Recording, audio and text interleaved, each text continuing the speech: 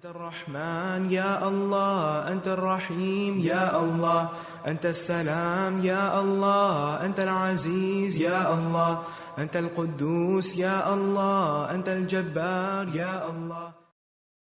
ولله الأسماء الحسنى فادعوه بها.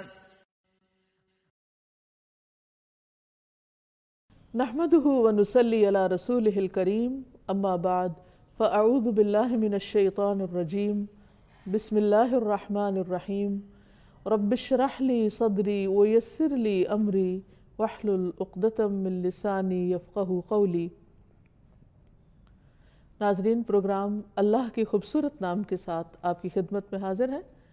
آج ہم اللہ سبحانہ وتعالیٰ کے نام البارئ کے بارے میں بات کریں گے۔ قرآن مجید میں اللہ تعالیٰ فرماتے ہیں هو اللہ الخالق البارئ المصور، وہ اللہ جو الخالق ہے، البارئ ہے، المصور ہے۔ الخالق پیدا کرنے والا، اور البارئ کا مطلب ہے ٹھیک ٹھیک پیدا کرنے والا، چیزوں کو ان کے تقاضے کے مطابق تخلیق کرنے والا، ان کو وجود میں لانے والا۔ اس نے اپنی ہر مخلوق کی ہر جنس کو دوسری سے فرق پیدا کیا ہے، اور ہر مخلوق کو وہی صورت دی ہے جو اس کے لائق تھی۔ مثلا کسی بھی پھل کو، کسی بھی چیز کو آپ رکھ کر دیکھیں اپنے سامنے، اور پھر سوچیں کہ کیا اس کا سائز اس سے بڑا ہونا چاہیے تھا یا اس سے چھوٹا، اور آپ جتنا بھی اس پر غور کریں تو نتیجتاً اسی چیز پر پہنچیں گے کہ جو اللہ نے بنایا وہی زیادہ بہتر ہے۔ اسی طرح کچھ پھلوں کو اس نے درختوں پر پیدا کیا اور کچھ کو زمین پر۔ مثلا تربوز جو ایک بڑا پھل ہے، وہ زمین کی بیلوں میں پیدا ہوتا ہے۔ اس کے برعکس مالٹا، انار وغیرہ درختوں پر ہے جو ہلکے پھل ہیں۔ تو اللہ سبحانہ وتعالیٰ کو زیادہ معلوم تھا کہ کون سی چیز کس رنگ میں، کس شکل میں، کس سائز میں، کب، کس موسم میں، کس علاقے میں پیدا ہونی چاہیے۔ یہ ساری پلاننگ اسی کی ہے۔ پھر اسی طرح اللہ سبحانہ وتعالیٰ البارئ ہے۔ بارئ کا مطلب برات والا، یعنی جو ہر نقص اور عیب سے پاک ہے اور دوسروں کو بھی پاک کرنے والا ہے۔ وہ بیماروں کو بیماری اور آزمائش سے نجات دینے والا ہے، اور اسی طرح دوسروں کے غم، دکھ اور تکلیفیں دور کرنے والا ہے۔ ہر عیب مذمت سے پاک ہے اور پاک کرنے والا بھی ہے، نجات دینے والا بھی ہے۔ پھر اسی طرح اللہ سبحانہ وتعالیٰ مختلف چیزوں کو ایسی کیفیت پر، ایسے طریقے سے گھڑتا ہے کہ جو اپنی شیپ اور اپنی ساخت کے اعتبار سے بھی بہت خوبصورت ہیں۔ تو اللہ سبحانہ وتعالیٰ جو الخالق، البارئ اور المصور ہے، اللہ کی یہ صفت قرآن مجید کے علاوہ حدیث میں بھی بیان ہوئی ہے۔ زر رضی اللہ عنہ سے مروی ہے، انہوں نے کہا کہ علی رضی اللہ عنہ نے فرمایا والذی فلق الحبۃ وبرأ النسمۃ، قسم ہے اس ذات کی جس نے دانے کو پھاڑا اور جس نے جان بنائی، یعنی روح پیدا کی۔ رسول اللہ صلی اللہ علیہ وسلم نے مجھ سے عہد کیا تھا کہ مجھ سے مومن ہی محبت کرے گا اور مجھ سے منافق بغض رکھے گا، یعنی حضرت علی رضی اللہ تعالیٰ عنہ کے بارے میں فرمایا کہ جو مومن ہوگا وہی ان سے محبت کرے گا۔ تو بہرحال حضرت علی کی اس روایت میں برأ کا لفظ آتا ہے کہ اللہ سبحانہ وتعالیٰ ہی نے روح کو پیدا کیا، جان کو پیدا کیا۔ یہ اللہ سبحانہ وتعالیٰ کا ایک صفاتی نام ہے، اور اس کے مختلف دلائل ہمارے سامنے موجود ہیں۔ سب سے پہلی بات تو یہ کہ اللہ سبحانہ وتعالیٰ ہر نقص اور ہر عیب سے پاک ہے۔ قرآن مجید میں آتا ہے لیس کمثلہ شیء وہو السمیع البصیر، اس جیسی کوئی چیز نہیں، وہ سننے والا ہے، دیکھنے والا ہے۔ یعنی جتنی بھی اس کی تخلیق ہے، اس میں جہاں فائدے ہیں وہاں کوئی نہ کوئی نقص بھی نکل آتا ہے۔ صرف ایک ذات، وہ اللہ کی ذات ہے جو ہر عیب اور ہر نقص سے بری ہے۔ پھر اسی طرح اللہ سبحانہ وتعالیٰ دوسروں کی بھی برات کرتا ہے۔ موسیٰ علیہ السلام پر بنی اسرائیل نے ایک الزام لگا دیا تھا کہ ان کے جسم میں کوئی نقص ہے، عیب ہے، اسی لیے وہ ہر وقت بہت اپنے آپ کو لپیٹ اوڑھ کر رکھتے ہیں، پردے میں رہتے ہیں. تو اللہ تعالیٰ نے ایک ایسی صورت پیدا کر دی کہ جس سے ان کے اس الزام کو ان سے دور کر دیا گیا، اور اس کا سبب پیدا کرنے والا بھی اللہ سبحانہ وتعالیٰ ہے. قرآن مجید میں آتا ہے یا ایھا الذین آمنوا لا تکونوا کالذین آذوا موسیٰ فبرأہ اللہ مما قالوا وکان عند اللہ وجیہا. اے لوگو جو ایمان لائے ہو، ان لوگوں کی طرح نہ ہو جاؤ جنہوں نے موسیٰ علیہ السلام کو تکلیف دی، یعنی بنی اسرائیل کی طرح نہیں جنہوں نے اپنے پیغمبر کو تکلیف دی. تم اپنے پیغمبر کو تکلیف مت دینا. تو اللہ تعالیٰ نے انہیں اس سے پاک ثابت کر دیا. تو یہ البارئ کا معنی کیا ہے کہ وہ برات کرنے والا ہے اپنے بندوں کی جن سے وہ محبت کرتا ہے اور جن کے اوپر ضد یا حسد کی وجہ سے الزام لگا دیے جاتے ہیں. پھر اسی طرح اللہ سبحانہ وتعالیٰ مریض کو بھی پاک کرنے والا ہے. حضرت عائشہ سے روایت ہے کہ ایک مرتبہ رسول اللہ صلی اللہ علیہ وسلم بیمار ہو گئے تو جبریل علیہ السلام آپ کے پاس آئے اور انہوں نے آپ پر یہ دعا پڑھی، بسم اللہ یبریک ومن کل داء یشفیک ومن شر حاسد اذا حسد وشر کل ذی عین. اللہ کے نام کے ساتھ وہ آپ کو صحت عطا کرے، یعنی یبریک، وہ آپ کو بری کر دے، اس بیماری سے نجات دے دے، اور ہر بیماری سے شفا دے، اور حاسد کے شر سے جب کہ وہ حسد کرے، اور ہر بری نظر والے کے شر سے اللہ آپ کو محفوظ رکھے. پھر یہ ہے کہ اللہ سبحانہ وتعالیٰ نے جو چیز پیدا کی وہ جس مقصد کے لیے پیدا کی اس چیز نے اس مقصد کو خوب پورا کیا.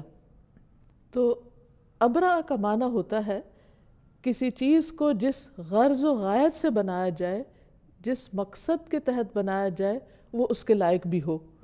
تو اللہ سبحانہ وتعالیٰ نے جو چیزیں بھی بنائیں، جس کام کے لیے بنائیں، وہ ان کا مقصد اچھی طرح پورا کرتی ہیں. مثلا پانی کو پیاس بجھانے کا ذریعہ بنایا، اور قرآن مجید کا اس کا ذکر بھی فرمایا. اللہ سبحانہ وتعالیٰ جو البارئ ہے، تو ہمیں اس کے اس نام سے یہ بھی پتہ چلتا ہے کہ اس نے جو کچھ تخلیق کیا، جو کچھ بنایا، اسے جس غرض یا جس مقصد کے لیے بنایا اس کے بالکل موافق ہی بنایا. یعنی جس بھی چیز کو بنایا، اس کو جس کام کے لیے بنایا وہ اپنا کام پوری طرح ادا کر رہی ہے. مثلا پانی کو پیاس بجھانے کا ذریعہ بنایا.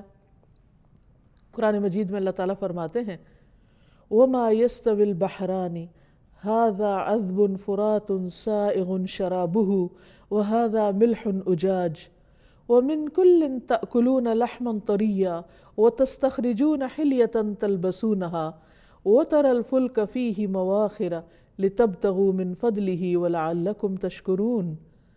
اور دو سمندر برابر نہیں ہوتے. یہ میٹھا پیاس بجھانے والا ہے، یعنی ایک حصے کو اس نے میٹھا بنایا جس سے پیاس بجھائی جاتی ہے، جس کا پانی آسانی سے حلق سے اترنے والا ہے، اور یہ نمکین ہے کڑوا، اور اس کی بھی ضرورت تھی، اس کا بھی ایک مقصد تھا، اور جس مقصد کے لیے اس کو بنایا وہ بھی پورا پورا اپنا کام کر رہا ہے کہ اس میں ایسی مخلوق رہ سکے کہ جو میٹھے پانی میں نہیں رہ سکتی. اور ہر ایک میں سے تم تازہ گوشت کھاتے ہو اور زینت کا سامان نکالتے ہو جو تم پہنتے ہو.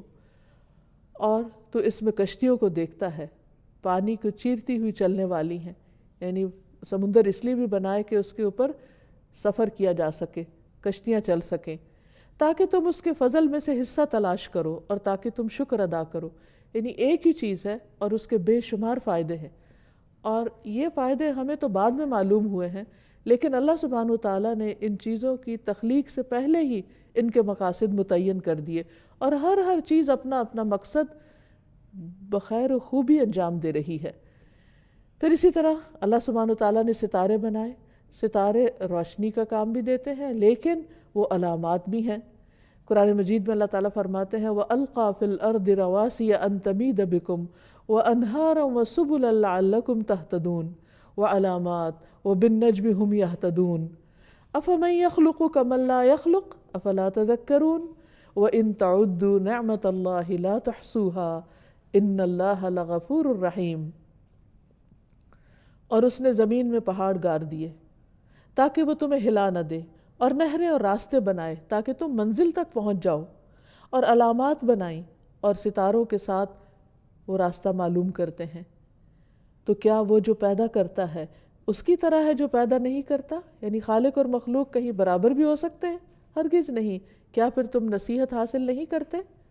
اور اگر تم اللہ کی نعمتوں کو گننا چاہو تو گن نہیں سکتے، شمار نہیں کر سکتے، ان کا احاطہ نہیں کر سکتے، ان کے سارے فائدے اور مقاصد معلوم نہیں کر سکتے۔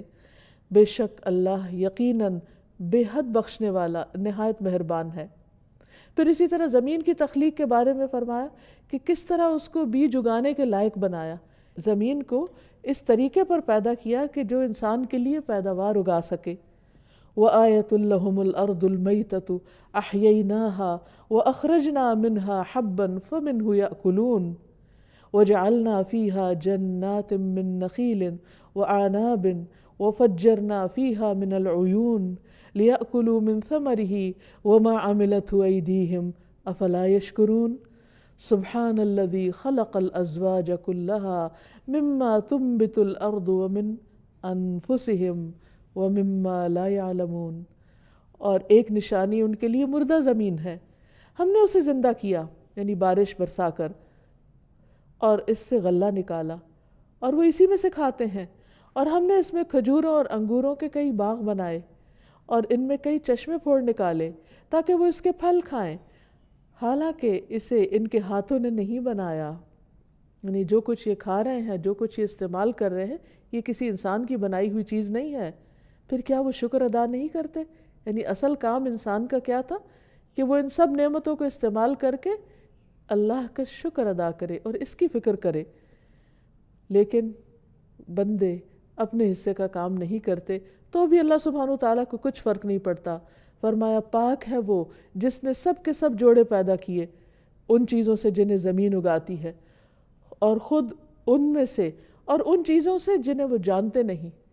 اب دیکھیے کہ یہ آیت 1400 سال پہلے نازل ہوئی اور اس میں ذکر کیا گیا ہے کہ ہر چیز کے اندر جوڑے موجود ہیں، اور کچھ عرصہ پہلے انسان نے یہ ڈسکور کیا کہ جوڑے صرف انسانوں یا حیوانوں میں نہیں، سمندروں میں بھی ہیں اور پہاڑوں میں بھی ہیں اور پودوں میں بھی ہیں اور باقی مخلوقات میں بھی ہیں، لیکن اس کا ذکر کب سے پہلے اللہ سبحانہ تعالیٰ بیان فرما چکے ہیں۔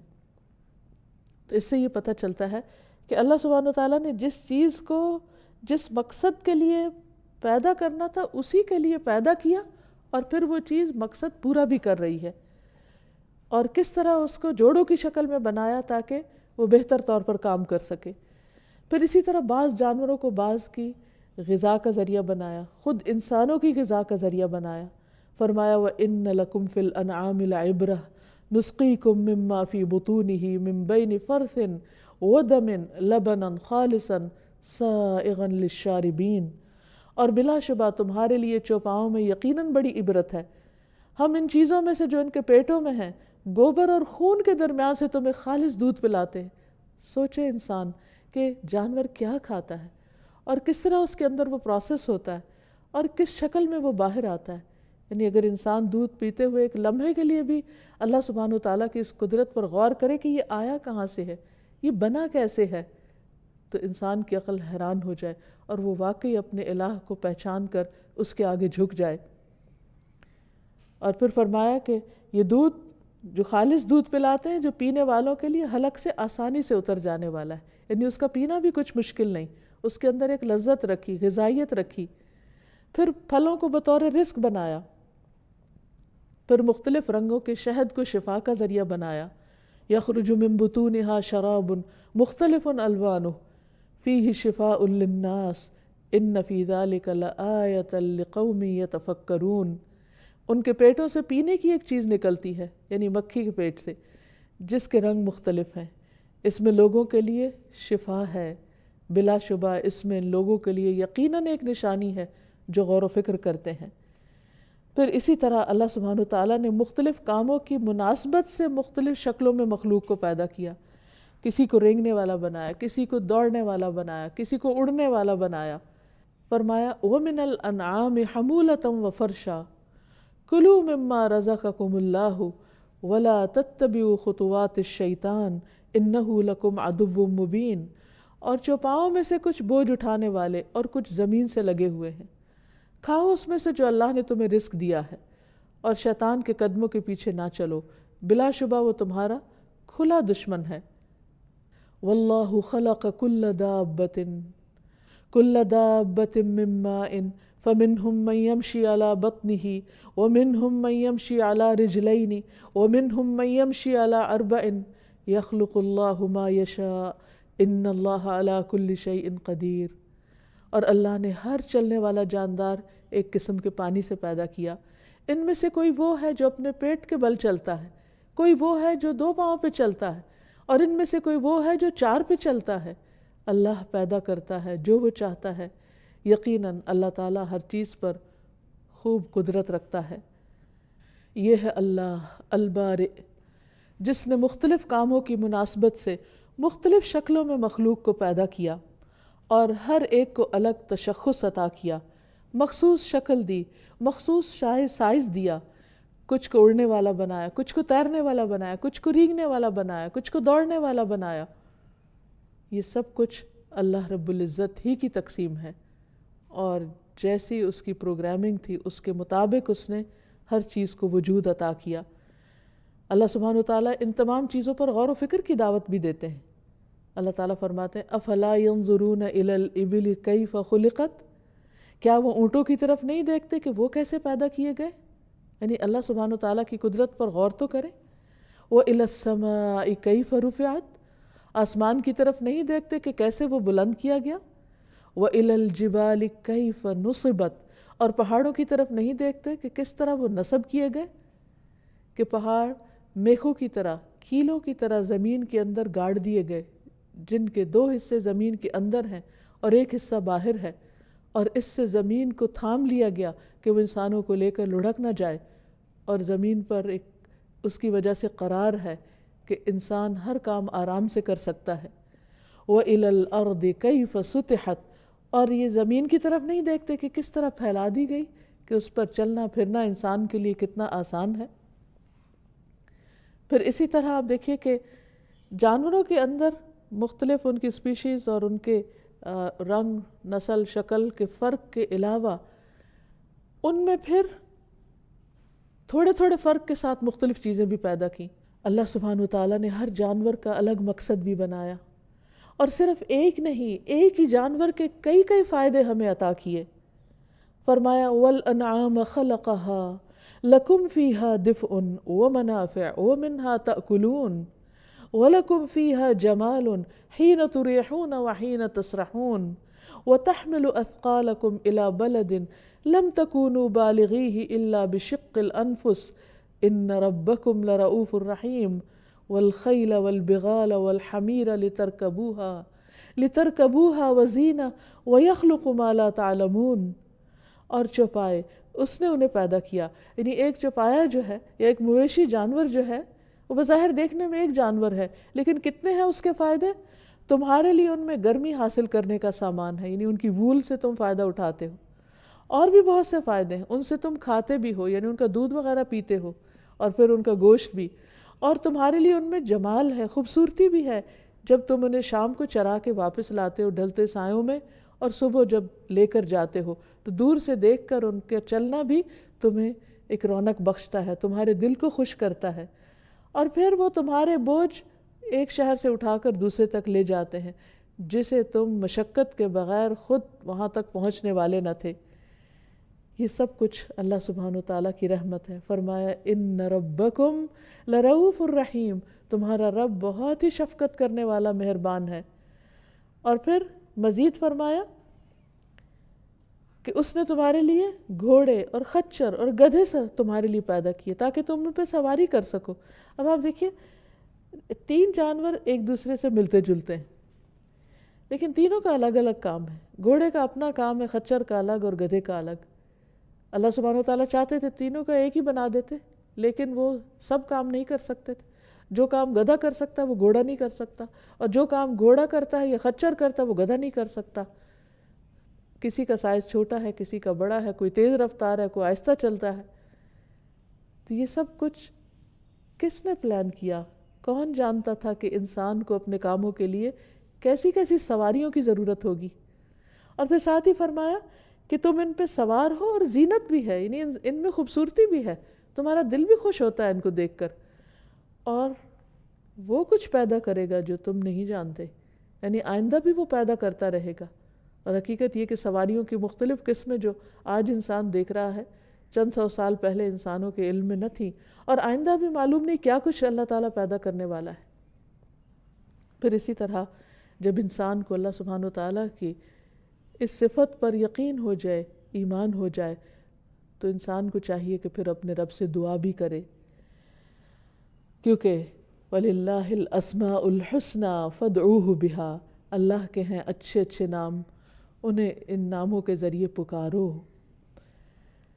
سب سے پہلی بات تو یہ کہ قرآن پاک میں اللہ سبحانہ وتعالیٰ ہمیں حکم دیتے ہیں فَتُوبُوا إِلَىٰ بَارِئِكُمْ، اپنے پروردگار کی حضور توبہ کرو، یعنی جس نے اتنا کچھ تمہارے لیے اتنا با مقصد بنایا، اتنا اپروپریٹ بنایا، تو اس کا حق تو تم ادا ہی نہیں کر سکتے، ایک نعمت کا بھی نہیں۔ اس لیے جب تم اس سے غافل ہوتے ہو اور جب تم اس کی چھوٹی یا بڑی نافرمانی کا کام کر لیتے ہو، تو تمہارے لیے لازم ہے کہ تم اس ہستی کی طرف پلٹو جس نے تمہیں یہ سب کچھ دیا ہے۔ پھر اسی طرح رسول اللہ صلی اللہ علیہ وسلم نے حفاظت کے لیے ایک بہت ہی خوبصورت دعا سکھائی، اعوذ بکلمات اللہ التامات التی لا یجاوزہن بر ولا فاجر من شر ما خلق وذرأ وبرأ، یہاں بھی برأ یعنی البارئ کی صفت کا ذکر ہے، ومن شر ما ينزل من السماء ومن شر ما يعرج فيها ومن شر ما ذرأ في الأرض ومن شر ما يخرج منها ومن شر فتن الليل والنهار ومن شر كل طارق إلا طارقا يطرق بخير يا رحمن۔ اس کا معنی ہے کہ میں اللہ تعالیٰ کے ان تمام کلمات کے ساتھ پناہ چاہتا ہوں جن سے آگے نہ تو کوئی نیک اور نہ ہی کوئی برا شخص بڑھ سکتا ہے، یعنی یہ کلمات اس کے شر کو روک دیں گے، ہر اس چیز کے شر سے جس کو اللہ نے بنایا، پیدا کیا اور پھیلایا، اور ہر اس چیز کے شر سے جو آسمان سے اترتی ہے یا جو اس میں چڑھتی ہے، اور اس چیز کے شر سے جسے اس نے زمین میں پیدا کیا، اور اس چیز کے شر سے جو زمین سے نکلتی ہے، اور رات اور دن کے فتنوں کے شر سے، اور رات کو آنے والے کے شر سے، سوائے اس کے جو خیر کا باعث ہو، اے رحم فرمانے والے۔ تو اس طرح انسان ہر طرح کے شر سے اپنے آپ کو بچانے کے لیے اپنے رب کا سہارا لیتا ہے اور اس کے دامن میں پناہ لیتا ہے ان دعاؤں کو مانگ کر۔ اسی طرح انسان کے لیے لازم ہے کہ وہ اللہ سبحانہ وتعالیٰ کے ساتھ ایسا تعلق قائم کرے کہ جس سے وہ اپنی زندگی کے مقصد کو پورا کر سکے اور بے مقصدیت سے نکلے، کیونکہ اللہ تعالیٰ نے ہر چیز کو ایک مقصد کے ساتھ ایک خاص طریقے پر پیدا کیا ہے۔ تو اس سے ہمیں کیا سبق ملتا ہے کہ جس رب نے مختلف چیزیں ایک خاص ڈیزائن کے ساتھ بنائی، ایک خاص سائز میں بنائی، ایک خاص رنگ میں بنائی، تاکہ ہماری ضرورت پوری ہو سکے، اور وہ تمام چیزیں اسی کے مطابق عمل بھی کر رہی ہیں، اپنا مقصد بھی پورا کر رہی ہیں، تو پھر ہمارے لیے کیا لازم ہے کہ ہم بھی اپنی زندگی کا مقصد پورا کریں، اور وہ کیا ہے کہ اللہ کے حق کو سب کے حقوق پر زیادہ ترجیح دیں، اللہ سبحانہ وتعالیٰ کے آگے جھک جائیں، اس کے ساتھ ایک گہرا تعلق قائم کریں، اور جب اس کی نعمتوں کو دیکھیں، اس کی تخلیق کو دیکھیں، تو یا بارئ پکار اٹھیں۔ پھر ایک اور بڑی اہم بات یہ ہے کہ اللہ تعالیٰ نے جس چیز کو جس مقصد کے لیے پیدا کیا ہے، جس فطرت پر پیدا کیا ہے، اس کے مطابق اس کو استعمال کریں، اسے دوسری چیزوں میں استعمال نہ کریں، کیونکہ اس سے شر اور فساد پھیلتا ہے۔ مثلا نبی کریم صلی اللہ علیہ وسلم نے فرمایا، بنی اسرائیل میں سے ایک شخص بیل پہ سوار ہو کے جا رہا تھا، تو اس بیل نے اس کی طرف دیکھا اور کہا، سوار سے کہا، میں اس لیے نہیں پیدا کیا گیا، میری پیدائش تو کھیت میں ہل جوتنے کے لیے ہوئی ہے، یعنی اللہ سبحانہ تعالیٰ نے اسے ایک اور کام کے لیے پیدا کیا اور تم کوئی اور کام اس سے لے رہے ہو۔ پھر اسی طرح ہشام بن زید کہتے ہیں کہ میں انس رضی اللہ عنہ کے ساتھ حکم بن ایوب کے پاس گیا، تو کچھ لوگ میرے گھر میں ایک مرغی کو نشانہ بنا کے تیر مار رہے تھے، نشانہ بازی کر رہے تھے مرغی پہ۔ تو انس رضی اللہ عنہ نے فرمایا کہ رسول اللہ صلی اللہ علیہ وسلم نے اس بات سے منع فرمایا کہ جانوروں کو باندھ کے نشانہ بازی کی جائے، یعنی مرغی اس لیے نہیں بنی کہ اس پر ہم نشانہ بازی سیکھیں۔ اسی طرح جانوروں کی کرسی بنا کر ان پر نہیں بیٹھنا چاہیے، رسول اللہ صلی اللہ علیہ وسلم نے فرمایا جانوروں پر اس وقت سوار ہوا کرو جب وہ صحیح سالم ہو، اور صحیح حالت میں ان کو چھوڑ دیا کرو، یعنی ان کو پریشان نہ کرو، اور راستوں میں آپس کی گفتگو کے لیے انہیں کرسیاں نہ بنایا کرو، یعنی یہ نہیں کہ مثلا دو شخص اپنے اپنے گدھے کھڑے کر لیں اور اس پر اس طرح بیٹھ جائیں جیسے کرسی پہ بیٹھتے ہیں، اور اس پہ ہنسے بولے کھیلیں اور نیچے جانور کو تکلیف ہو۔ وہ ایک بیلنس طریقے سے، متوازن طریقے سے جب انسان ان پہ سواری کرتا ہے اور وہ راستے پر چلتا ہے تو وہ اس پر بیٹھنا اور بات ہے، لیکن ان کو دوسرے طریقے سے استعمال کرنا یہ اس کی مرضی کے خلاف ہے۔ پھر اسی طرح یہ ہے کہ باقی تمام چیزوں میں بھی انسان اللہ سبحانہ وتعالیٰ کی تخلیق میں انٹرفیرنس نہ کرے، یعنی پودوں کے اندر یا پانی کے اندر ایسے کام نہ کرے کہ جس سے زمین پر شر اور فساد پھیلے، لیکن انسان نے چونکہ ان تمام چیزوں کو بعض اوقات صحیح طور پر استعمال نہیں کیا، تو اسی وجہ سے آج ہم دیکھتے ہیں کہ دنیا بھر میں بہت زیادہ ایٹماسفیئر کے اندر تبدیلی اور تغیر کا جو مسئلہ پیدا ہو گیا ہے، جو خطرہ ہم سب کے اوپر منڈلا رہا ہے کہ کس طرح ویدر چینج ہو رہے ہیں، کس طرح بارشوں کے موسم اور باقی تمام چیزوں کے اندر تبدیلی پیدا ہو رہی ہے، اوزون لیئر کے اندر رکھنے پیدا ہو گئے ہیں جس کو انسان کی ایک طرح سے حفاظت کے لیے اللہ سبحانہ وتعالیٰ نے رکھا، لیکن انسان نے اللہ کی مخلوق کو یا اللہ کی بنائی ہوئی چیزوں کو جب مس یوز کیا یا ان کاموں کے لیے نہیں کیا جن کے لیے وہ پیدا کی گئی تھی، تو اس سے اس کو خود ہی تکلیف ہوئی یا اس کے لیے مشکلات کھڑی ہو گئیں۔ انسان کو یہ حق بھی نہیں کہ اللہ کی بنائی ہوئی چیزوں کا جو مقصد اللہ تعالیٰ نے متعین کیا یا جس چیز پر اللہ نے ان کو بنایا اس میں کسی قسم کی خلل اندازی کرے۔ مثلا سمندروں کے اندر ایسے تجربات کرنا کہ جس سے وہاں کی مخلوق کو تکلیف پہنچے اور سمندری زندگی خطرے میں پڑ جائے، یہ بھی اللہ سبحانہ وتعالیٰ کی تخلیق اور اس کے منصوبے کے اندر دست اندازی ہے۔ اسی طرح پودوں کے اندر اپنی مرضی سے تبدیلیاں پیدا کرنا، مختلف طرح کی غذاؤں کے رنگ یا شکل بدل دینا، یا ان کے ساتھ اس قسم کا تجربہ کرنا کہ جس سے ان کی ظاہری حالت بدل جائے یا ان کے رنگ بدل جائیں یا ان کی تاثیر بدل جائے، تو اس چیز کی بھی اجازت نہیں ہے اور اس سے بھی بچنا چاہیے، کیونکہ فطرت کے ان امور میں مداخلت یہ دراصل ایک شیطانی کام ہے۔ شیطان نے یہ کہا تھا وَلَآمُرَنَّهُمْ فَلَا يُغَيِّرُنَّ خَلْقَ اللَّهِ، میں انہیں حکم دوں گا اور یہ اللہ کی خلق کو بدل دیں گے، یعنی اللہ سبحانہ وتعالیٰ نے چیزوں کو جس رنگ میں، جس ڈھنگ میں، جس مقصد کے لیے پیدا کیا ہے وہ انسانوں کو اس مقصد سے پھیر دیں گے، تو ان چیزوں سے بچنا بھی نہایت ضروری ہے۔ اللہ سبحانہ وتعالیٰ جو ہر چیز کا خالق ہے اور جس نے ہر چیز کو ایک مقصد کے لیے پیدا کیا ہے، وہ مقصد کیا ہے کہ یہ تمام چیزیں انسان کی خدمت کریں، لیکن انسان نے بعض اوقات اللہ تعالیٰ کی اس تخلیق کو خود اللہ کے برابر قرار دے دیا، اور انسان اللہ کو پوجنے کی بجائے شجر اور حجر کو پوجنے لگے، درختوں اور پتھروں کو پوجنے لگے۔ تو البارئ پر ایمان لانے کا ایک تقاضا یہ بھی ہے کہ ہم نہ صرف یہ کہ اس شرک سے پرہیز کریں، بلکہ اس شرک سے بیزاری کا اعلان بھی کریں، اس سے برات کا اظہار بھی کریں۔ قرآن مجید میں اللہ تعالیٰ فرماتے ہیں قُلْ أَيُّ شَيْءٍ أَكْبَرُ شَهَادَةً قُلِ اللَّهُ شَهِيدٌ بَيْنِي وَبَيْنَكُمْ وَأُوحِيَ إِلَيَّ هَذَا الْقُرْآنُ لِأُنذِرَكُمْ بِهِ وَمَنْ بَلَغَ أَإِنَّكُمْ لَتَشْهَدُونَ أَنَّ مَعَ اللَّهِ آلِهَةً أُخْرَى قُلْ لَا أَشْهَدُ قُلْ إِنَّمَا هُوَ إِلَٰهٌ وَاحِدٌ وَإِنَّنِي بَرِيءٌ مِّمَّا تُشْرِكُونَ۔ کہہ دیجئے کون سی چیز گواہی میں سب سے بڑی ہے؟ کہہ دیجئے اللہ میرے درمیان اور تمہارے درمیان گواہ ہے، اور میری طرف یہ قرآن وحی کیا گیا تاکہ میں تمہیں اس کے ساتھ خبردار کروں اور اسے بھی جس تک یہ پہنچے۔ کیا بے شک تم واقعی گواہی دیتے ہو کہ بے شک اللہ کے ساتھ کچھ اور معبود بھی ہیں؟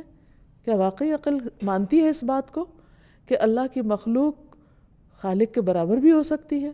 کہہ دیجئے میں تو یہ گواہی نہیں دیتا۔ آپ کہہ دیجئے کہ وہ تو صرف ایک ہی معبود ہے، اور بے شک میں اس سے بری ہوں جو تم شریک ٹھہراتے ہو۔ افسوس یہ ہے کہ انسان جس کو اللہ سبحانہ تعالیٰ نے عقل دی تھی، سوچنے سمجھنے کی صلاحیت دی تھی، غور و فکر کی صلاحیت دی تھی، کہ اگر اس کے پاس کتاب وحی نہ بھی ہوتی تو بھی وہ اس عقل کے ساتھ مخلوق کی عبادت نہ کرتا. لیکن جب انسان اس درجے پر اتر آتا ہے تو اللہ سبحانہ تعالیٰ اس چیز کو، اس سے برات کا اعلان کرتے ہیں، اس سے بیزاری کا اظہار کرتے ہیں، اور اپنے حبیب محمد صلی اللہ علیہ وسلم کو بھی اس بات کا حکم دیتے ہیں کہ آپ بھی اعلان کر دیجئے کہ میں اس سے بری ہوں جو بھی تم اللہ کا کسی کو شریک بناتے ہو. پھر اسی طرح اللہ سبحانہ تعالیٰ کی دی گئی خبروں میں شک کرنے سے بھی برات کا اعلان کرنا چاہیے. ہر اس شک اور شبہ سے بری ہونا چاہیے جو اللہ تعالیٰ کی دی ہوئی کسی خبر کے مخالف ہو. مثلا اللہ تعالیٰ نے آخرت کے بارے میں بہت ساری ایسی باتیں ہمیں بتائی ہیں کہ جو ابھی ہمارے مشاہدے میں تو نہیں آ سکتی، لیکن وحی کے ذریعے ہمیں ان کی خبر دے دی گئی ہے. مثلا جنت، جہنم، قبر کے اندر جو عذاب، جزا اور سزا ہے، سوال و جواب کا سلسلہ ہے. اسی طرح قیامت کے دن، حشر کے دن کا جو منظر بیان کیا گیا ہے. تو ان تمام چیزوں پر ایمان لانا ہمارے لیے ضروری ہے. اور اگر کوئی ان میں شک کرے تو اس سے برات کا اعلان کرنا چاہیے کہ ہم تمہارا ساتھ نہیں دیتے اور ہم ان چیزوں پر ایمان رکھنے والے ہیں. سورۃ یونس میں اللہ تعالیٰ فرماتے ہیں فَإِن كُنتَ فِي شَكٍّ مِّمَّا أَنزَلْنَا إِلَيْكَ فَاسْأَلِ الَّذِينَ يَقْرَؤُونَ الْكِتَابَ مِن قَبْلِكَ لَقَدْ جَاءَكَ الْحَقُّ مِن رَّبِّكَ فَلَا تَكُونَنَّ مِنَ الْمُمْتَرِينَ.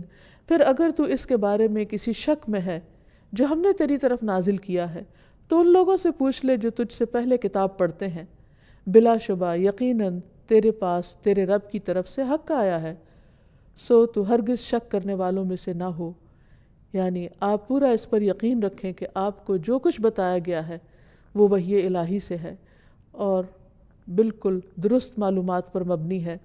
اور آپ ان لوگوں کے ساتھ موافقت مت کیجیے کہ جو ان اخبار کے بارے میں، ان چیزوں کے بارے میں شک کرتے ہیں. رسول اللہ صلی اللہ علیہ وسلم نے فرمایا اللہ عز و جل کے نزدیک سب سے افضل ایمان وہ ہے جس میں کوئی شک نہ ہو. یعنی انسان اللہ تعالیٰ کے بارے میں اور جن چیزوں کے بارے میں اس نے ہمیں بتایا ہے اس کو ہم اس طرح مانے گویا ہماری آنکھوں نے ان سب چیزوں کو دیکھا ہے.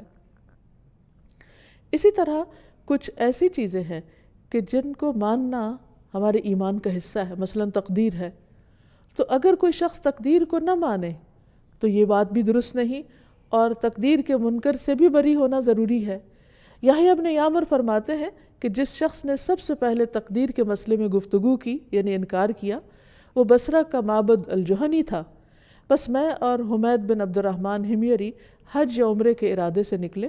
ہم نے کہا کاش رسول اللہ صلی اللہ علیہ وسلم کے کسی صحابی سے ہماری ملاقات ہو جائے جس سے ہم ان لوگوں کے بارے میں کچھ پوچھ سکیں جو تقدیر میں وہ باتیں کرتے ہیں، یعنی تقدیر کا انکار کرتے ہیں. تو اللہ کا کرنا ایسا ہوا کہ عبداللہ بن عمر رضی اللہ عنہ مسجد میں داخل ہوئے اور ہم نے ان کو دیکھ لیا. تو میں نے اور میرے ساتھی نے انہیں اپنے درمیان کر لیا، یعنی ایک طرف میں ہو گیا، دوسری طرف میرے ساتھی ہو گئے اور وہ بیچ میں تھے. میں نے سوچا کہ میرا ساتھی مجھے بات کرنے کا موقع دے گا، چنانچہ میں نے کہا ابو عبد الرحمن، ہمارے علاقے میں کچھ ایسے لوگ پیدا ہو گئے ہیں جو قرآن کی تلاوت بھی کرتے ہیں، علم کی باریکیاں بھی نکالتے ہیں، لیکن ان کا عقیدہ یہ ہے کہ تقدیر کچھ نہیں اور معاملات ویسے ہی ہو جاتے ہیں. تو ابن عمر رضی اللہ عنہ نے فرمایا جب تم ان سے ملو تو انہیں بتا دینا کہ میں ان سے بری ہوں اور وہ مجھ سے بری ہیں. یعنی جو شخص ایمان کے جو بیسک پلرز ہیں ان میں سے اگر کسی ایک پلر کا بھی انکار کرتا ہے تو اس کی موافقت نہیں کرنی چاہیے، کیونکہ یہ البارئ پر ایمان کے منافی ہوگا. اللہ سبحانہ تعالیٰ نے جو چیزیں پیدا کی اور جن کے بارے میں ہمیں خبر دی اور جس طرح خبر دی ان کو اسی طرح ماننا ضروری ہے. پھر اسی طرح یہ ہے کہ اللہ سبحانہ تعالیٰ کو اگر ہم البارئ مانتے ہیں تو اس کی بنائی ہوئی تقدیر پر بھی ہمیں ایمان ہونا چاہیے. اور پھر اللہ تعالیٰ چونکہ برات کرنے والے ہیں اور انسان کا دفاع کرنے والے ہیں تو ہمیں بھی ایسے غلط کاموں سے برات کرنی چاہیے کہ جو اللہ تعالیٰ کو ناراض کرتے ہیں، اس کے نافرمانی کے کاموں سے بیزار ہونا چاہیے. جیسے اللہ تعالیٰ فرماتے ہیں وَإِذَا رَأَيْتَ الَّذِينَ يَخُوضُونَ فِي آيَاتِنَا فَأَعْرِضْ عَنْهُمْ حَتَّى يَخُوضُوا فِي حَدِيثٍ غَيْرِهِ وَإِمَّا يُنْسِيَنَّكَ الشَّيْطَانُ فَلَا تَقْعُدْ بَعْدَ الذِّكْرَى مَعَ الْقَوْمِ الظَّالِمِينَ۔ اور جب آپ ان لوگوں کو دیکھیں جو ہماری آیات کے بارے میں فضول بحثیں کرتے ہیں تو ان سے کنارہ کشی کریں، یہاں تک کہ وہ اس کے علاوہ کسی اور بات میں مشغول ہو جائیں، اور اگر کبھی شیطان آپ کو بھلا دے تو یاد آنے کے بعد ایسے ظالم لوگوں کے ساتھ مت بیٹھو، یعنی ان سے تم برات کرو۔ حضرت عائشہ کہتی ہیں کہ جھوٹ سے بڑھ کر کوئی عادت رسول اللہ صلی اللہ علیہ وسلم کے نزدیک ناپسندیدہ نہ تھی، اور کوئی شخص آپ کے سامنے جھوٹ بولتا تو آپ کا رویہ اس کے بارے میں بدلا رہتا، حتیٰ کہ معلوم ہو جاتا کہ اس نے توبہ کر لی ہے۔ پھر اسی طرح آپ صلی اللہ علیہ وسلم نے ان لوگوں سے بھی برات ظاہر کی کہ جو چھوٹوں پر رحم نہ کریں اور بڑوں کی عزت نہ کریں۔ آپ نے فرمایا وہ شخص ہم میں سے نہیں جو ہمارے چھوٹوں پر شفقت نہیں کرتا اور بڑوں کا حق نہیں پہچانتا۔ البارئ کے حق کو پہچاننے کے لیے یہ بھی ضروری ہے کہ ہم ان کاموں سے برات کا اعلان کریں جو اللہ سبحانہ وتعالیٰ کو ناپسند ہیں، مثلاً شرک۔ قرآن مجید میں اللہ تعالیٰ فرماتے ہیں اذ تبرأ الذین اتبعوا من الذین اتبعوا ورأوا العذاب وتقطعت بهم الاسباب وقال الذین اتبعوا لو ان لنا کرة فنتبرأ منهم كما تبرأوا منا كذلك يريهم الله اعمالهم حسرات عليهم وما هم بخارجین من النار۔ جب وہ لوگ جن کی پیروی کی گئی تھی ان لوگوں سے بالکل بے تعلق ہو جائیں گے جنہوں نے پیروی کی، اور وہ عذاب کو دیکھ لیں گے اور ان کے آپس کے تعلقات بالکل منقطع ہو جائیں گے، اور جنہوں نے پیروی کی تھی وہ کہیں گے کاش ہم ایک بار دنیا میں دوبارہ واپس جا سکیں تو ہم ان سے بالکل بیزار ہوں، بے تعلق ہوں، جس طرح آج یہ ہم سے بے تعلق ہو رہے ہیں۔ اس طرح اللہ ان کے اعمال ان پر حسرتیں بنا کر دکھائے گا اور وہ کسی صورت بھی آگ سے نکلنے والے نہ ہوں گے، یعنی وہ تمام چیزیں کہ جن سے انسان آخرت میں جا کر بیزاری دکھانے والا ہے اور ان سے بری ذمہ ہونے والا ہے، انسان کو چاہیے کہ ان کو جانے اور آج دنیا میں ان سے بیزار ہو جائے تاکہ کل قیامت کے دن انسان کے اعمال اس کے لیے حسرتیں نہ بنے۔ اللہ تعالی ہمیں ایسی چیزوں سے محفوظ رکھے، اللہ تعالی ہمیں اپنا حق پہچاننے والا بنائے، اور جن چیزوں کو اس نے جس مقصد کے لیے پیدا کیا ہے اس مقصد میں ہی ہم استعمال کریں۔ اللہ سبحانہ وتعالی ہمیں بہترین ایمان عطا فرمائے۔ وآخر دعوانا ان الحمد للہ۔ طاهر يا الله أنت الحسيب يا الله أنت الشافي يا الله أنت المبين يا الله أنت الوكيل يا الله أنت القيوم يا الله أنت المتين